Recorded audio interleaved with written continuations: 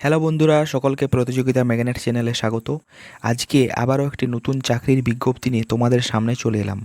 রাজ্যে প্রকাশিত হলো আশা নিয়োগের বিজ্ঞপ্তি। এখানে প্রচুর শূন্যপদে নিয়োগের বিজ্ঞপ্তিটি প্রকাশিত হয়েছে। আজকের ভিডিওতে ডিটেলসে এই নোটিফিকেশনটি নিয়ে আলোচনা করব।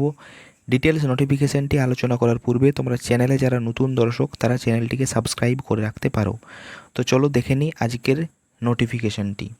প্রথমে এখানে আমরা আবশ্যিক যে শর্তাবলীগুলো রয়েছে সেগুলো দেখে নেব।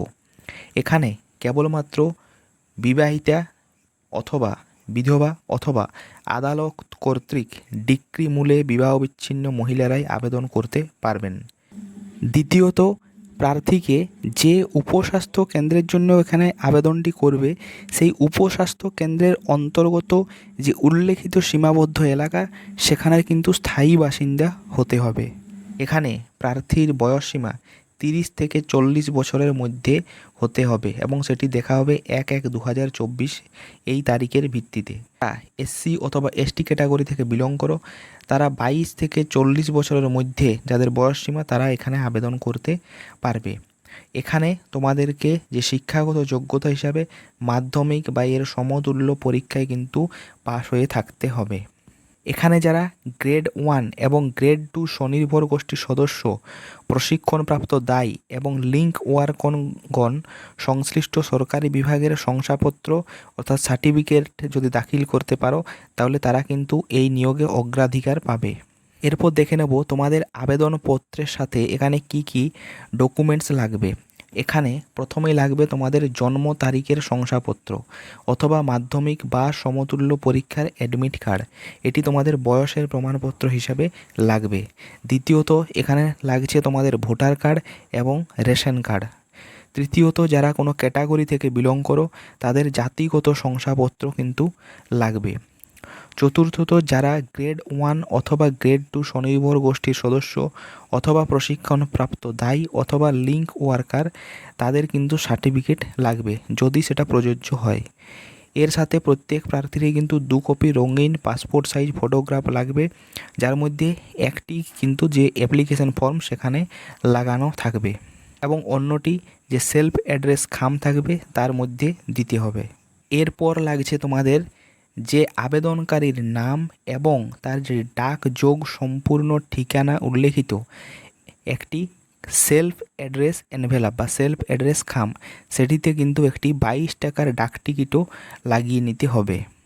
এছাড়া বর্তমানে বৈবাহিত স্থিতি সম্পর্কে সাদা কাগজে স্বস্বাক্ষরিত একটি হলফনামাও কিন্তু জমা করতে এখানে হবে।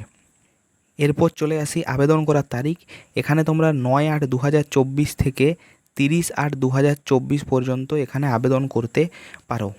এখানে এই নিয়োগটি কেবলমাত্র ইন্টারভিউর মাধ্যমেই করা হবে।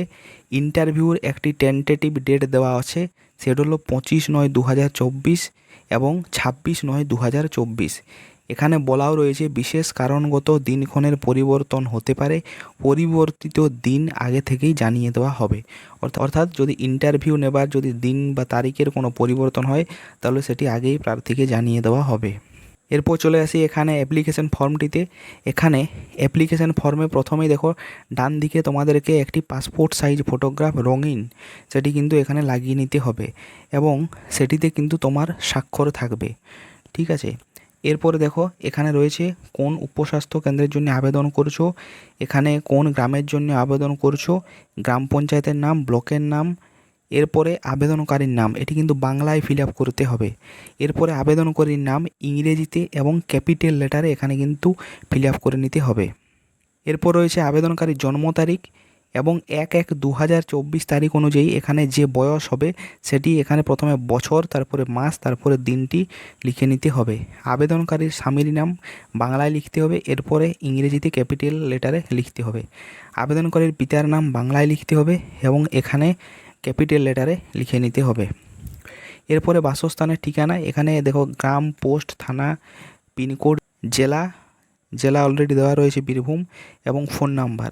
এরপরে বৈবাহিক স্থিতি, এখানে যদি তোমরা বিবাহিত হও তাহলে বিবাহিত এখানে টিকমার্ক, যদি বিবাহ বিচ্ছিন্ন হও তাহলে এখানে টিকমার্ক, বিধবা হলে এখানে টিকমার্ক। এরপর রয়েছে উপস্বাস্থ্য কেন্দ্র বা সাব সেন্টার থেকে হাঁটা পথে বসবাসের ঠিকানার দূরত্ব কত কিলোমিটার মোটামুটি একটা এখানে দিতে হবে। এরপর তোমাদের রয়েছে ক্যাটাগরি, তোমরা যারা সাধারণ নাকি এসসি নাকি এসটি এখানে লিখে নেবে। এরপরে রয়েছে জাতিগত শংসাপত্র, অর্থাৎ যাদের কাস্ট সার্টিফিকেট রয়েছে তাদের ক্ষেত্রে এটি দেওয়া রয়েছে। এখানে নাম্বারটি এবং তারিখ এখানে দিতে হবে, রেশন কার্ডের নাম্বার এবং এখানে দিতে হবে তোমাদের ভোটার কার্ডের নাম্বার। বিধানসভা ক্ষেত্রের নাম, নাম্বার, অংশের নাম ও নাম্বার, ক্রমিক নাম্বার। এরপরে মাধ্যমিক বা সমতুল্য পরীক্ষার নাম, যেটি তোমরা পাস করে রয়েছো তার নাম লিখতে হবে।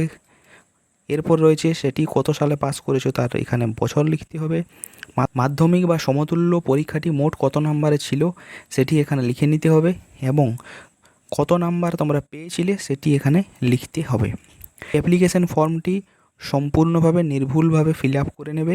এরপরে দেখো এখানে একটি রয়েছে বৈবাহিক স্থিতি বা সম্পর্ক হলফনামা, সেটি সাদা কাগজে কিন্তু তোমাদেরকে লিখে নিতে হবে এবং শেষে এখানে একটি পূর্ণ স্বাক্ষর তোমাদের নিজেদের সাইনটি করে নেবে এবং এখানে তারিখ।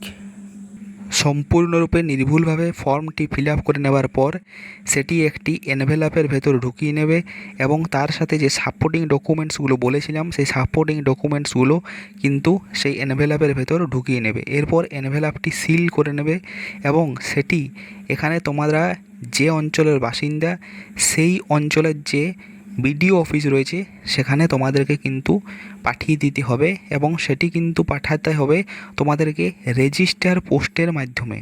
তোমরা কেউ যদি নিজ হাতে বা কারোর মাধ্যমে বিডিও অফিসে সরাসরি জমা দাও সেক্ষেত্রে কিন্তু এই আবেদনটি গ্রাহ্য হবে না।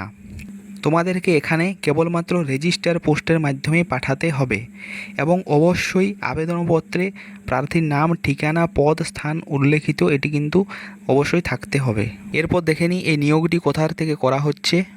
এই আবেদনটি করা হচ্ছে বীরভূম জেলার যে রামপুরহাট সাব ডিভিশন রয়েছে সেই রামপুরহাট মহকুমার অন্তর্গত বিভিন্ন ব্লকের উপস্বাস্থ্য কেন্দ্রগুলোতে।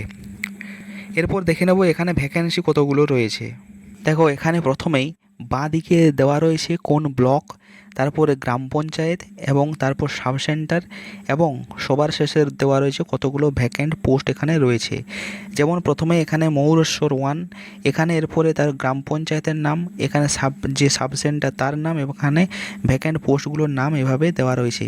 এরপর মুরারি 1, এখানে পরপর দেখো বাঁ দিকে গ্রাম পঞ্চায়েতগুলোর নাম দেওয়া রয়েছে এবং কোন কোন সাব সেন্টার সেগুলোরও কিন্তু এখানে পরপর নাম দেওয়া রয়েছে এবং এখানে ভ্যাকেন্ট পোস্টগুলোর পরপর নাম দেওয়া রয়েছে।